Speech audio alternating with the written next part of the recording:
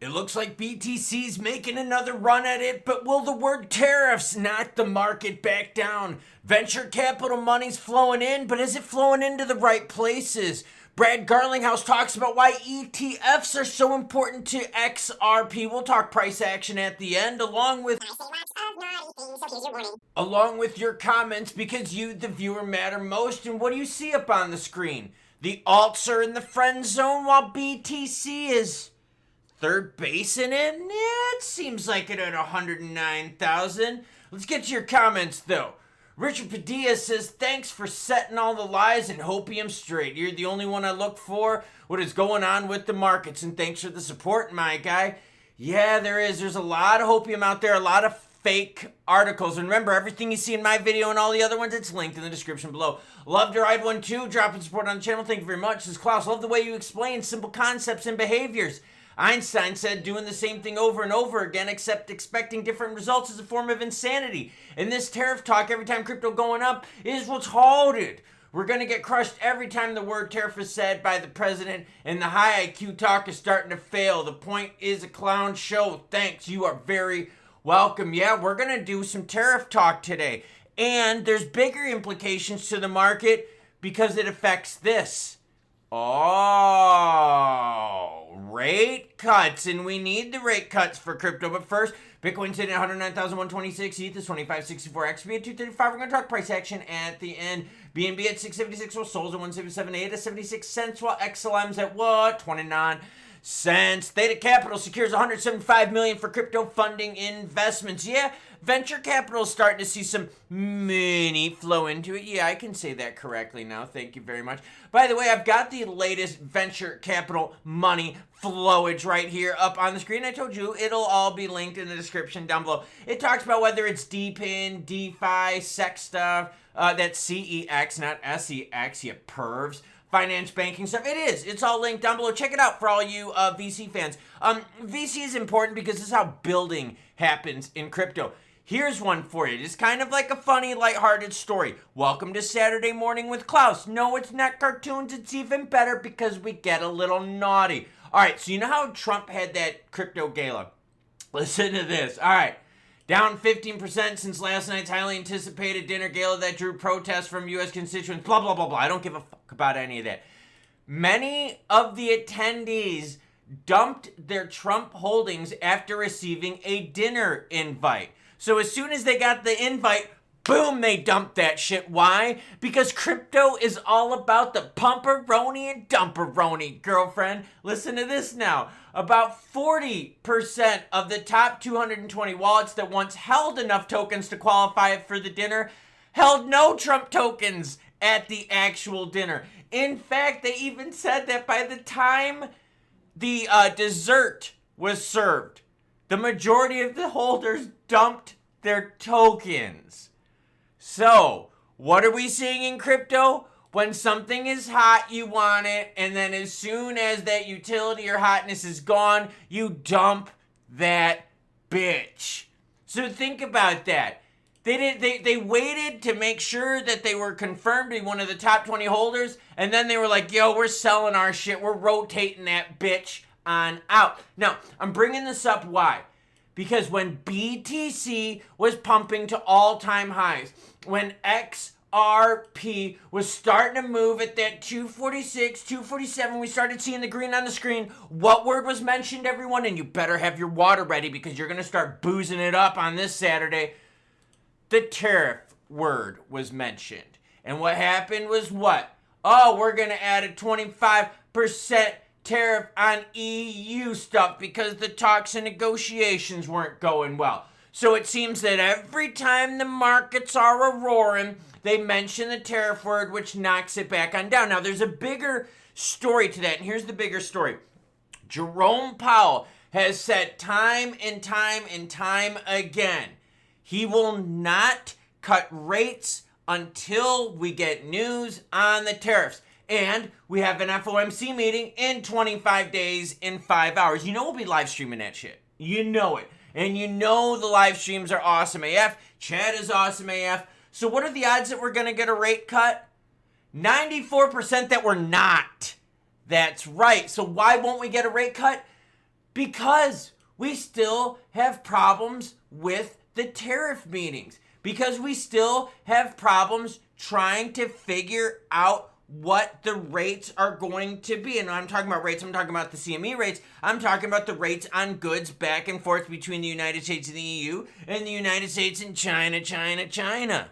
So as long as we have tariff issues, Jerome Powell is not going to be cutting rates. Now watch what happens when we go to the July tab. Oh shit, girlfriend. No rate cuts now in July either. Why? Because the China 90-day temporary reprieve pushes us through to the first week of August, which means what, girlfriends? Yeah, that's right. Our first chance of a rate cut would be in the September meeting. So tariffs and the tariff threat and the tariff word is used to what? Knock the markets back on down. Here's that XRP chart, right? As soon as those EU tariffs were mentioned, boom, it pushed the price down. It pushed BTC from all-time highs back on down.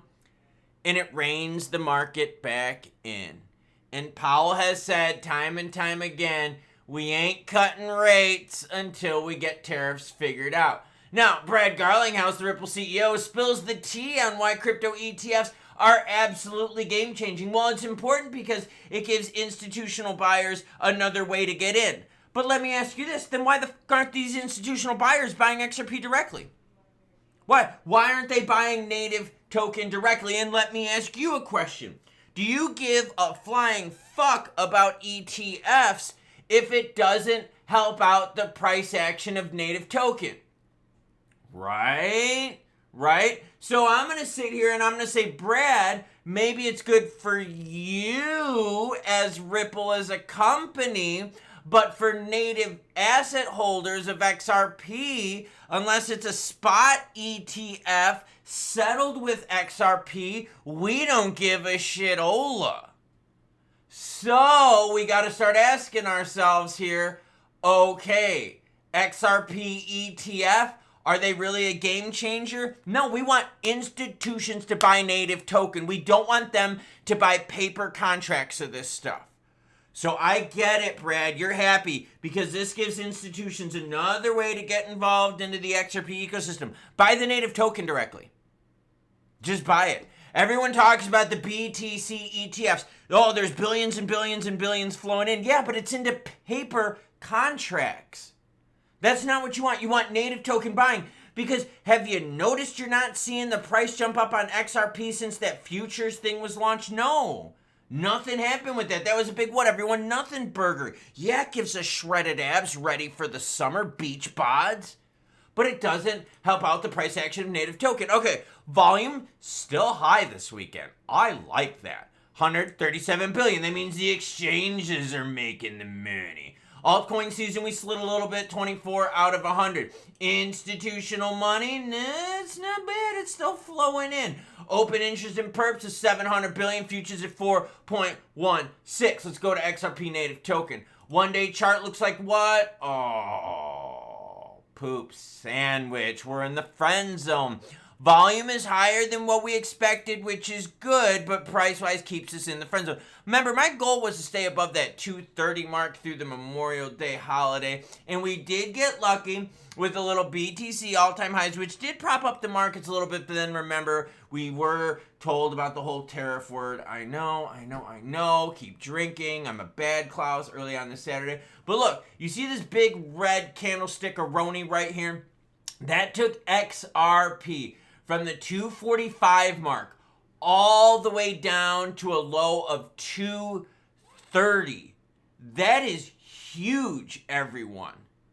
So when we're sitting here and talking about market manipulation, what about the bigs and the powers that be not wanting the crypto market to roar? Is that the bigs out there manipulating the market so that their friends can keep buying in at cheaper prices, making the 10 to 15% pumperonis? Now here's what's interesting. We got some support here, 3 candlesticks in a row. That's what you need to see, okay? Right at that 228 mark. So we've since then rebounded north of 230, technically 234 right now. So what are we thinking? If we can hold 230 through this Memorial Day, get into next week where we get into the stablecoin talk, awesome.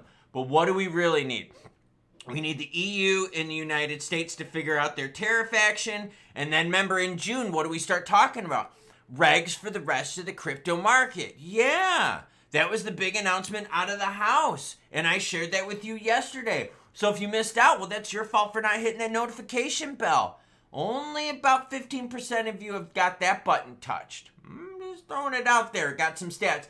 But for real, you notice every time XRP pumps, there's something that dumps it down. It's like they know how to play the market. And I get it, Brad. You got that shit-eating grin because you're getting rich AF. You're happy as hell that the institutions are buying XRP papers. But what do we really want? These institutions to buy XRP native token. And don't get me wrong, I love spot ETFs, especially the ones that are settled in XRP, because that's the juice. That's when they buy it from the exchanges and it helps all of us out. The rest of the ETFs are good at what? Relevancy, right? Just keeping us active in the market, you know, kind of like just being in the headlines. That's what they're good for.